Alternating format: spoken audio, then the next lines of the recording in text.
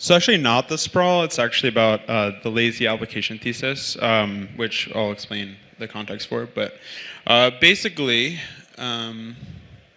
back in 2016, there was this really popular sort of like debate about basically where in the what in the stack it actually captures value, what is the most important part of the stack, etc. And there was this whole thing called the fat protocol thesis, and people conjectured or believed that basically most of the value would be accrued by protocols. So basically, whereas in Web 2, basically the idea is, you have basically like, applications like Facebook or Google are capturing most of the value. In Web 3, of course, because basically, we can look at Bitcoin, we can look at Ethereum and see that, their market caps and their tokens are so much more successful than any application or thing built on top, that therefore there's this fat protocol, sort of structure that exists. And so basically he's like, well, why is that happening? He's like, well, there's the shared data layer, which it's like Celestia. He means like data, like user data is there. And so therefore people just build on top. They basically, it brings the barrier to entry to building an application all the way down. And basically anyone can just come on and tap into the same users, the same state on the chain, and basically build for those people over and over. And it's free, it's a utility, it's really cheap allegedly, all these things. And then where he goes next in this piece is that basically, the other reason is, by the way, there's tokens, and tokens mean that you're going to, you can basically build this network effect using a lever that you did not have in Web 2. So you can, and he, basically, as I said, he's like sort of pointing to Bitcoin and Ethereum as these canonical examples of basically why this is the case, why this must be true. And then basically in 2022, after there'd been all these alt L1, Ethereum struggled to scale in the last cycle, and so a lot of L1s come out and they launch after raising a huge amount of money. So we have Avalanche, Solana, etc. And basically after that whole sort of thing comes apart, people this is actually right after Terra, like maybe a few weeks after Terra. He basically Hasu, who Flashbots and Lido and whatnot, he basically makes this tweet that became a reinvigorated this debate, basically like what captures value in crypto in Web3, and basically what he said, what a lot of people started talking about was like basically that applications' interests and chains' interests are basically not, they're fundamentally in tension. And the second that something becomes successul, it has the upper hand because like the users have a deeper relationship with the application theoretically than they do with the underlying chain that they're on. And so basically, this became a really popular trend for a little while in 2022. Basically people were talking about it, for a bit, and then basically the industry proceeded to, instead of doing that, that sort of playing out, instead sort of went down this path of deploying 80 Ethereum L2s and L3s, and they're mostly just general purpose chains. Like basically there's no fat application sort of thesis playing out to date. But basically, and then there's also the modular movement. Why we're here. There's this huge explosion in people building infrastructure for a world of many chains, or for a modular architecture, etc. But what's like the truth? Like we basically see this we haven't really, this hasn't really fully played out. We don't really actually have a grasp of like of reality on this item. And basically, what we have seen, where we're at, this was as of yesterday, is that basically actually there is some kind of like fat application dynamic going on. Include, a lot of these are on Ethereum, right, or across a bunch of chains. They're omni-chain or something, and they're basically, if you look at, I think it's like 6 of the top 10, fee earners or fee earning things in like around Ethereum or EVM ecosystem. This excludes Solana. Basically, are applications, and basically. Then there's a case of Friendtech, right, where Friendtech on Base, because the fees came down, basically, in the beginning, even before 444, was making, massive amounts of money. They made a total of like, I think almost $60-something million in fees as an application cumulatively.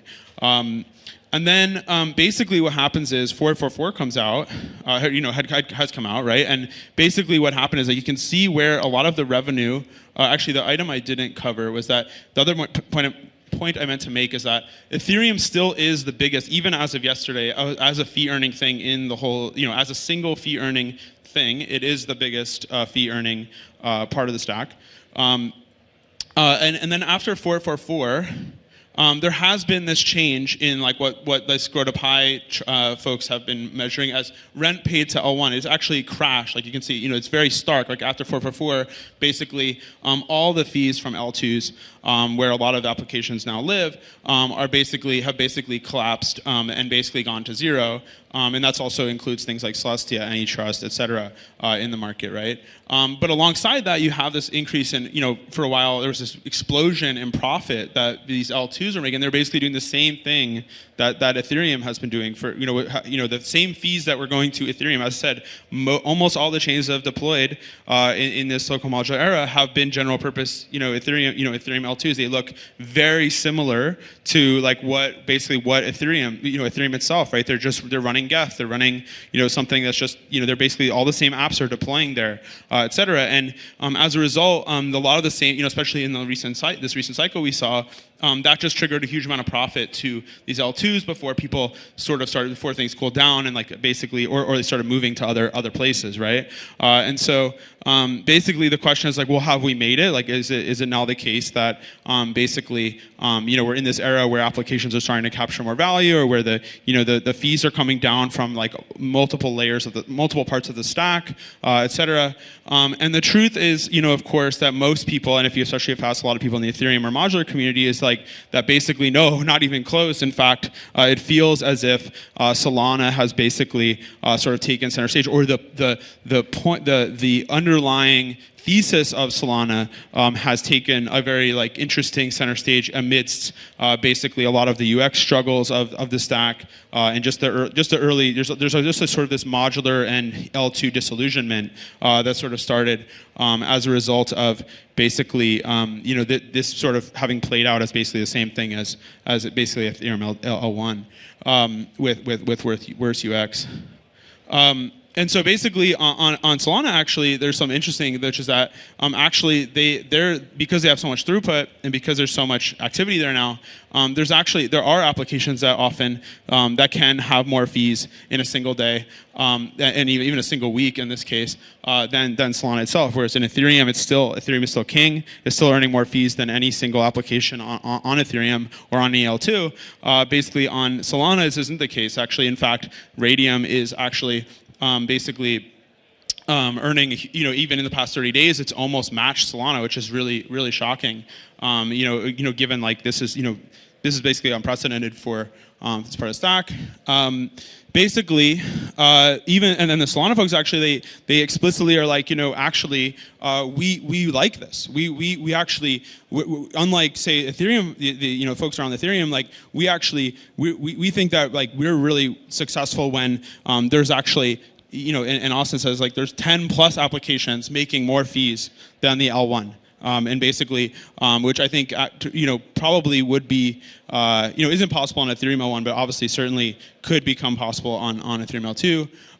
But the point I was going to make is here is that does that mean that okay, well now given that we now have a substrate or a platform or protocol where basically everyone you can deploy an application and you basically can start earning you're basically being extracted from so minimally that you actually can earn all the fees that otherwise would be create the friction or the limit the ability to grow your application to mass adoption scale because Solana handles that for you. And does that mean that everyone should be onboarding to Anchor Framework? And a lot of people are like, well, what even is Anchor Framework? It's how most people build stuff in Solana. It's still pretty low level. It's pretty specialized, et cetera. And so it doesn't really scale to the distribution of like developer, the total developer population of the rest of the world that would basically want to build these applications.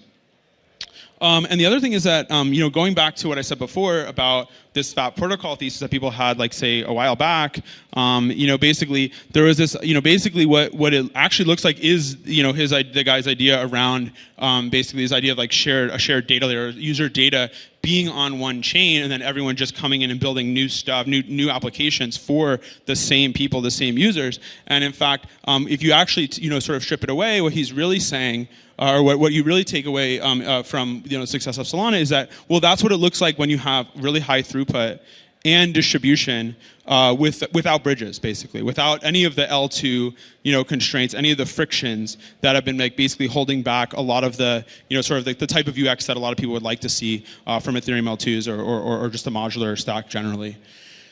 And it's actually what I think the real takeaway, the interesting thing, is that when you really step back, you're like, well, what are people even doing in those Solana applications? What even is going on over there? It actually just, you realize it's the same exact thing in a weird way as what was happening in the Fat Protocol world. It's just that instead we're doing, with L2s and with, now that we're scaling L2s and we have Solana, taking off and everything, it's like basically the same exact thing. It's just instead of it being, what we've really done is we haven't scaled the ability to allow anyone to build an application with all the freedom and flexibility and instant distribution that they expect in Web 2. What we've actually just done is make it so that everyone can take Bitcoin Ethereum and any individual community or whatever is just launching a token. Like, Iggy Azalea is launching Mother, there's Pump.Fun, there's like, if you go on there, you'll have a seizure probably looking at all the new token creation. And basically, and then you have Blast, of course, which is a whole other, can of worms. But the point there is like, that obviously like, was, could not have existed without,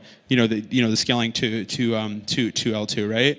And so, but there are like really nice signs of hope, right? One of them, I think, is basically that if you're coming from scratch, if you're going to build an application from scratch, one of the challenges right now or historically has always been, where do you get these users from? And so it just kind of warps the basically the incentives and the possibilities are severely constrained by the fact that you can really only tap into the users on these really poorly, historically, relatively unscalable general purpose chains. So the difference, like where we're going, is like in Frentech's case, right? Privy, obviously like sort of set the stage for this because you could just bootstrap, Frentech was just literally built on the top of the Twitter social graph.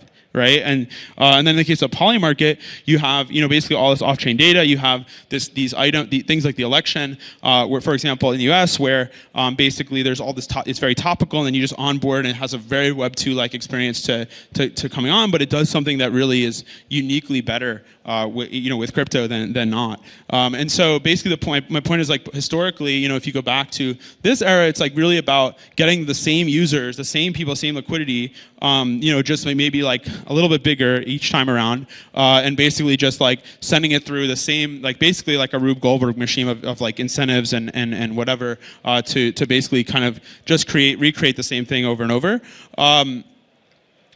And after, what I want to leave everyone here with is that a lot of what we're doing at Celestia, is basically uniquely suited, kind of to like a hard right from, or like a swerve from that past reality. And I think it's gonna take quite a while to bootstrap off of reality, off of not just these same existing users and whatnot, but basically Celestia, by offering, I think these four things basically get you to a point where what I was showing there with Solana can actually look much more like traditional Web 2, basically architectures where actually the underlying infrastructure does not, basically is not bigger than anyone thinks. Like AWS is not, you don't necessarily assume that it's definitely taking way less fees from Uber than Uber is earning, right? Like, so it's like, there's just it looks a lot more like the Solana case, but with an absolute, like extreme diversity and heterogeneity of different types that are built on top. And so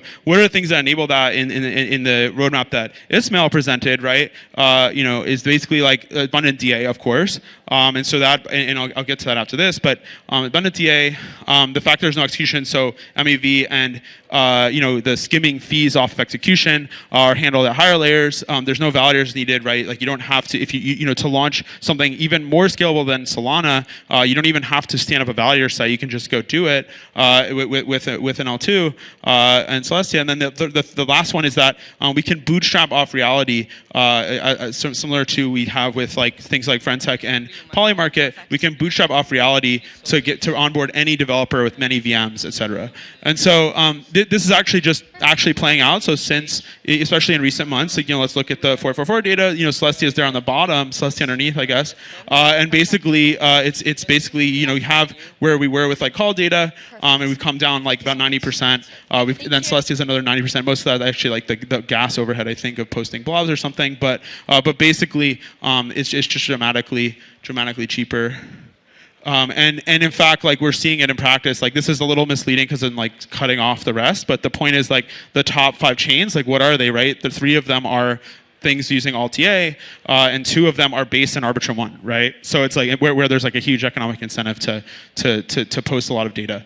And so basically we're seeing this start to play out, and basically like, I think where we sort of come in is like we have this opportunity to like basically, instead of it being constrained to, basically the same, basically like basically just redeploying the EVM over and over and over ad nauseum, we actually have this opportunity to like kind of like basically bootstrap off reality with an EVM.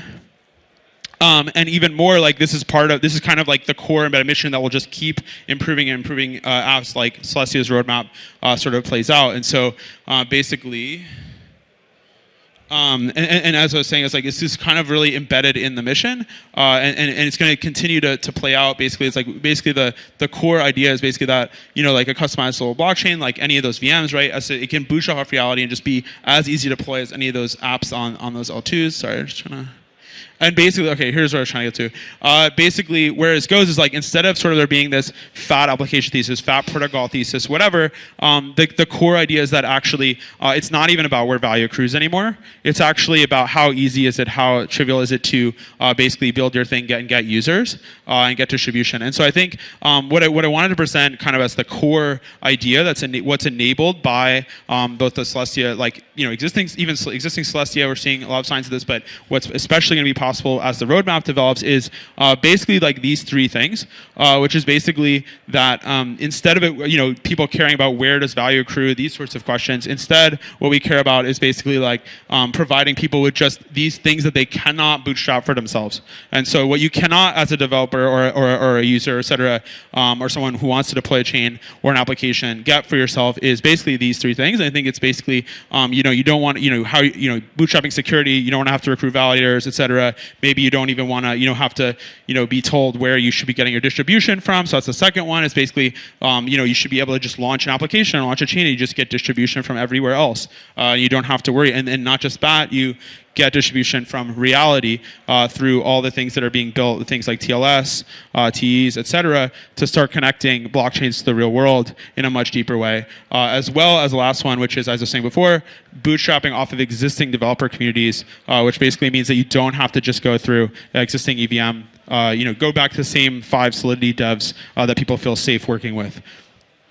And the last one is just like as part of the roadmap that Ismail presented, it's like basically the block size is just going to keep getting bigger. So if from the lazy perspective is that basically you don't have to you basically ideally won't have to worry about whether the underlying scale that you're tapping into is enough long term. And so basically that, and then the second one is that and this is like again part of that presentation. You can check out Lumina, which we've kind of been soft launching here at Modular Summit, which is that the Celestia Light node is getting really small, is getting smaller and smaller, and it's usable even in the browser now.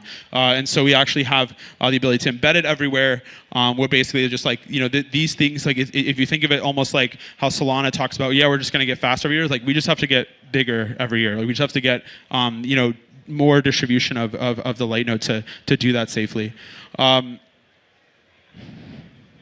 And then lastly, this distribution from everywhere. So that to sort of summarize is like this point I think is something that people have, there's people who sort of talk about, there's like Sandeep's presenting the AG layer, there's people presenting all sorts of visions of interop. This is like going to be a very like long process.